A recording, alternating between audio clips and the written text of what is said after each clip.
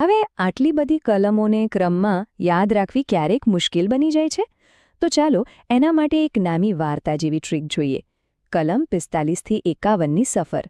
સૌથી પહેલાં 0થી 6 વર્ષના બાળકોને તૈયાર કરો, એટલે કલમ 45.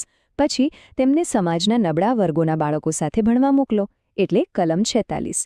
શાળામાં તેમને સારું પોષણ આપો અને દારૂ જેવી ખરાબ આદતોથી દૂર રાખો, એટલે કલમ 47. મોટા થઈને તેઓ ખેતી અને પશુપાલન શીખે, એટલે કલમ 48. અને પર્યાવરણ અને જંગલોને બચાવે, એટલે કલમ 48A. સાથે સાથે દેશના ઐતિહાસિક સ્મારકોનું પણ રક્ષણ કરે, એટલે કલમ 49.